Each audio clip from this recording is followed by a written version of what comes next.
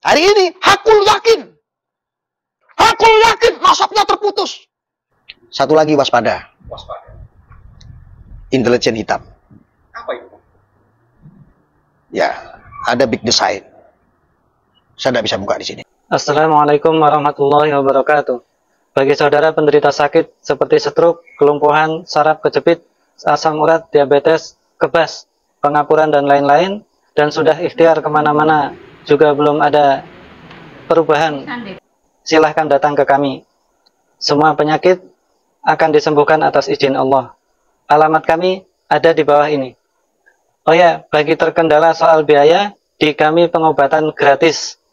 Satu lagi, kami juga menyediakan madu healer yang bermanfaat untuk mencegah dan menyembuhkan. Saudara bisa baca manfaatnya di bawah ini. Terima kasih. Wassalamualaikum warahmatullahi wabarakatuh.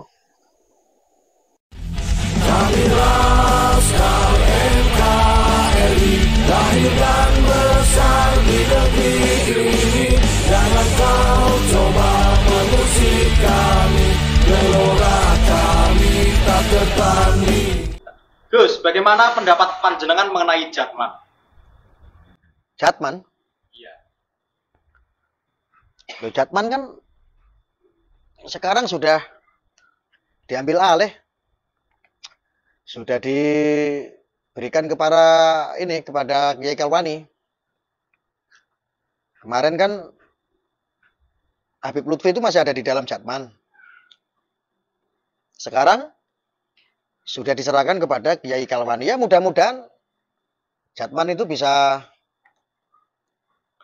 lebih baik. Ya cuman cara-caranya aja untuk memiliki sebuah keinginan ini kok kita melihat ini Jatman ini.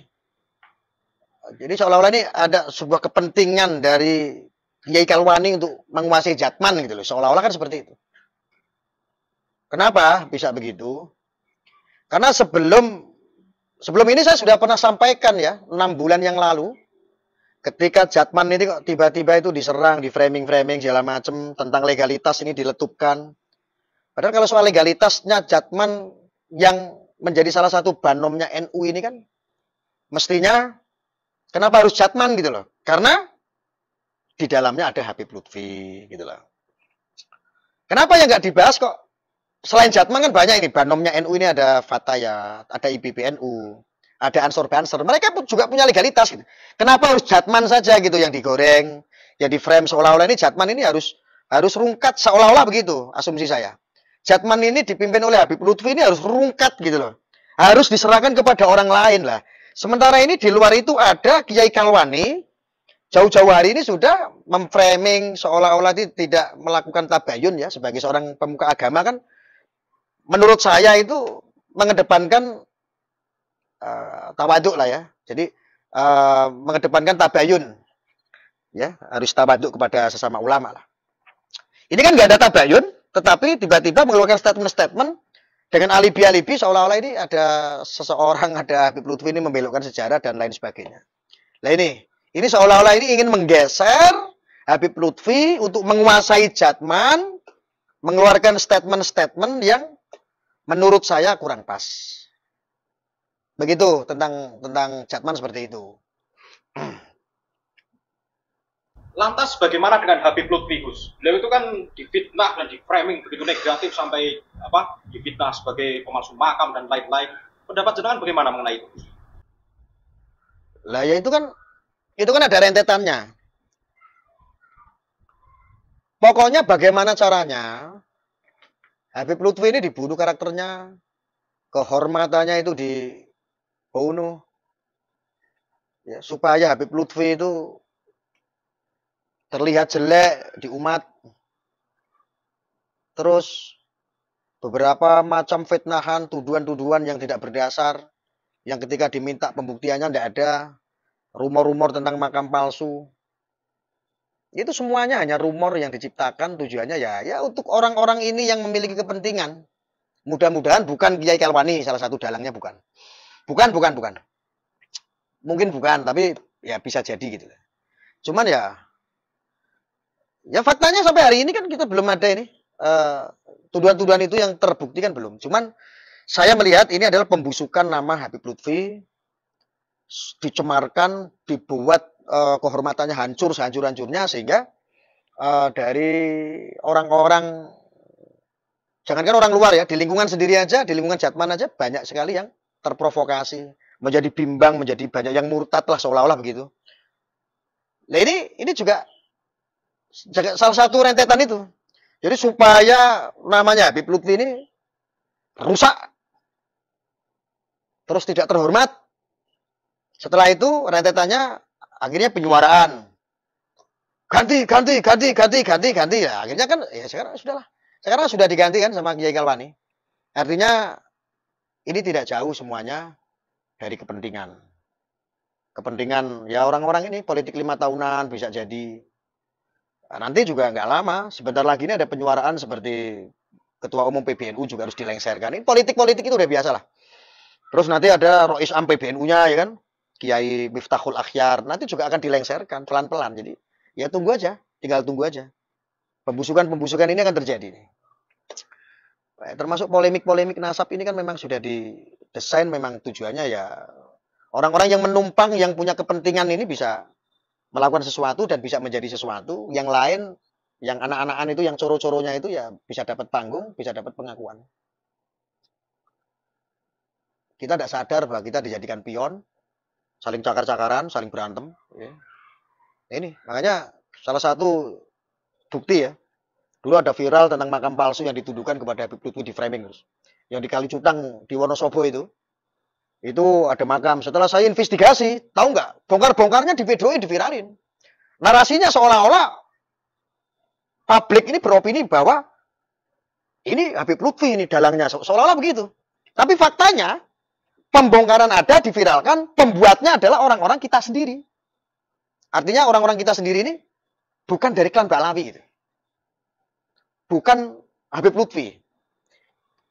Saya tahu persis, memang tidak sedikit orang yang memanfaatkan Habib Lutfi dari dalam maupun luar, yang berkhianat juga banyak, yang sakit hati karena dalam urusan politik juga banyak. Apalagi dulu, kemarin bukan dulu, Habib Lutfi itu menggandeng Pak Prabowo sehingga sekarang menjadi presiden. Ini tuh juga nggak lepas dari para pembenci-pembenci orang-orang yang disebut ini orang-orang ya gembel-gembel politik lah. Ya, ini kepentingan intinya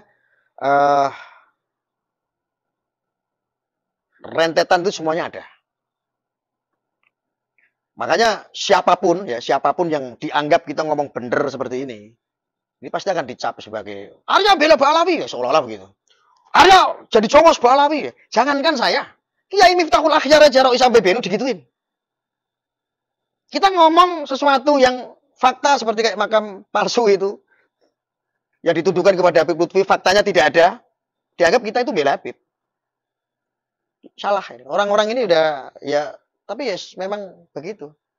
Doktrinisasi itu, berita hoax itu ketika ditampilkan setiap hari dan netizen menjadi korban algoritma, dia konsumsi berita-berita hoax, setiap hari beritanya itu aja, akhirnya akan dianggap sebuah kebenaran. Itulah hoax. Ya, cuman sedikit saya ngasih masukan, Bu Yoho gitu loh. Guru-guru kita, para alim ulama, para kiai, para habaib, ketika ada perselisihan, ketika ada itu, Bu, jangan terlalu di medsos lah. Ini sangat mengerikan sekali.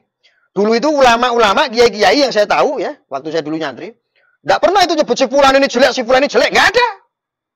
Nggak ada. Kalau ada perselisihan, ada perbedaan, tabayun. Bahkan kiai-kiai kita, guru-guru kita mengajarkan seperti itu. Hari ini ada seorang kiai dari Banten yang katanya meneliti nasab.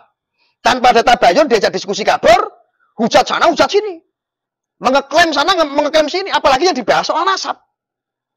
Kita semua tahu, urusan nasab itu membahas tentang hukum khilafiyah. Pendapat. Mana ada yang sahih dalam urutan itu. Kita bahas 1000 tahun yang lalu, 800 tahun yang lalu. Ini anaknya si fulan, anaknya si fulan. Bohong. Kalau dulu seorang ulama atau seorang kiai ketika menyampaikan ia tidak yakin, wallahu a'lam bishawab. Hari ini hakul yakin nasabnya terputus. Ini udah menjadi tangan-tangan Tuhan. Dan kiai tersebut mengajak umat untuk membenci satu sama lain. Loh, kiai apa kok? Kok ada kiai kayak begitu? Dan yang sangat disayangkan, kiai-kiai sekarang hari ini cari aman. Karena yang rame nasab, yang belain Kiai Madudin banyak, ini dianggap kebenaran. Takut kalau nggak ikut-ikutan bela Kiai Madudin, nggak dapat panggung. Apalagi yang belum pernah punya panggung. Nembrung di urusan nasab, besok ikut-ikutan terkenal.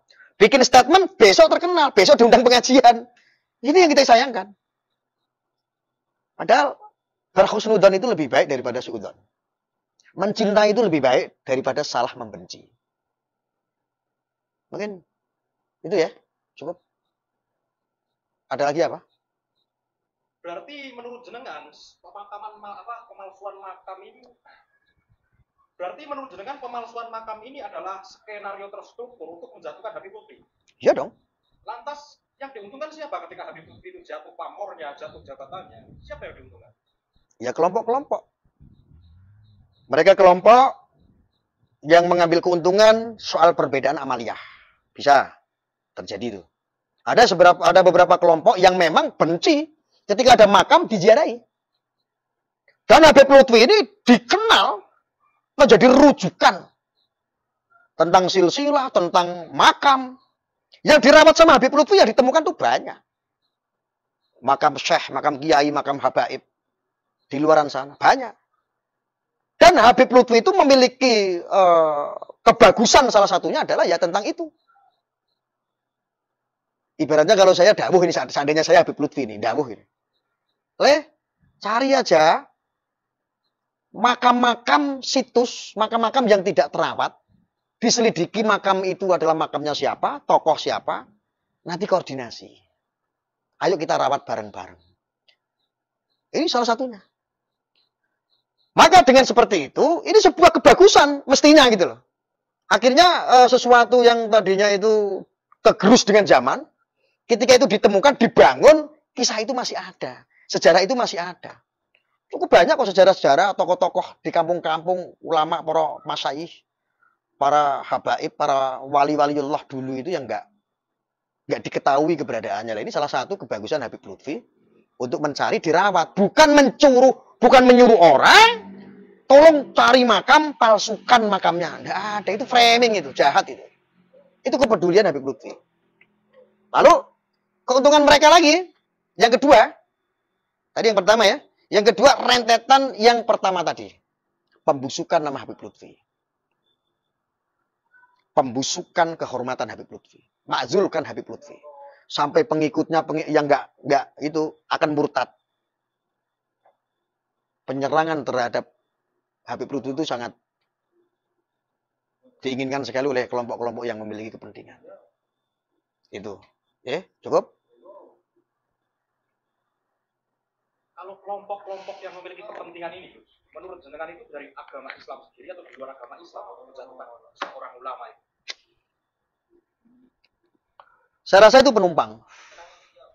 Penumpang, ada sebuah komunitas namanya komunitas apologet. Yang suka debat antar lintas agama itu.